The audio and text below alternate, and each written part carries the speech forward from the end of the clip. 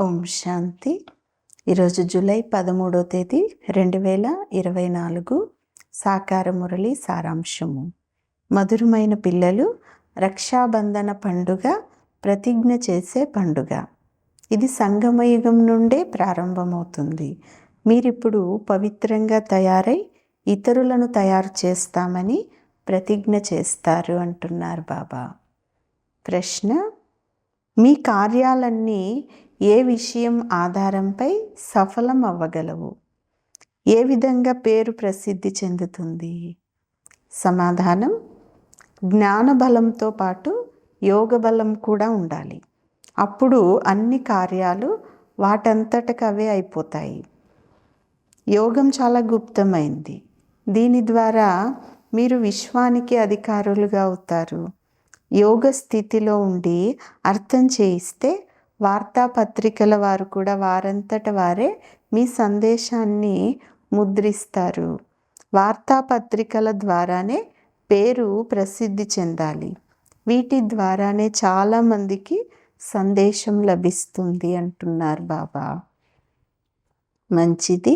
మధురాతి మధురమైన అపురూపమైన పిల్లలకు తల్లి, తండ్రి, బాప్దాదాల యొక్క ప్రియ స్మృతులు మరియు గుడ్ మార్నింగ్. ఆత్మిక తండ్రి, ఆత్మిక పిల్లలకు నమస్తే.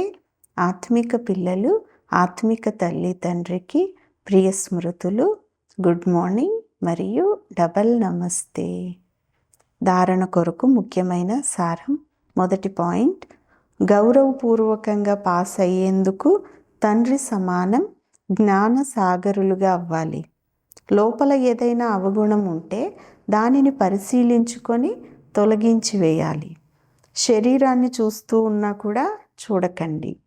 ఆత్మగా నిశ్చయం చేసుకొని ఆత్మతోనే మాట్లాడాలి. రెండవ పాయింట్: మీ ప్రతి పని సహజంగా జరిగిపోయేంతటగా యోగ బలాన్ని జమ చేసుకోవాలి. వార్తాపత్రికల ద్వారా ప్రతి ఒక్కరికి కూడా పావనంగా అయ్యేటటువంటి సందేశాన్ని ఇవ్వాలి. మీ సమానంగా తయారు చేసే సేవ చేయాలి. ఈరోజు వరదానం: దేహ భావమును దేహి అభిమాని స్థితిలోకి పరివర్తన చేసుకునేవారు బేహద్దు వైరాగి భవ. వరదానం యొక్క వివరణ. ఒకవేళ నడుస్తూ నడుస్తూ వైరాగ్యం ఖండితమైతే అందుకు ముఖ్యమైన కారణం దేహభావము.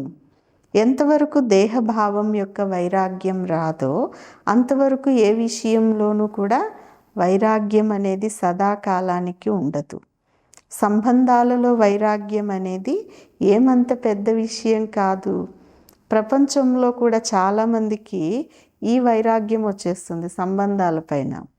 కానీ ఇక్కడ దేహభావం యొక్క రకరకాల భిన్న భిన్న రూపాలను తెలుసుకొని దేహి అభిమాని స్థితిలోకి పరివర్తన చేయటం, ఇదే బేహద్దు వైరాగిగా అయ్యేందుకు విధి అంటున్నారు బాబా.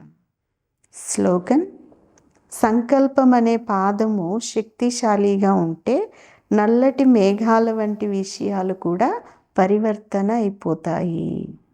మంచిది. ఓం శాంతి.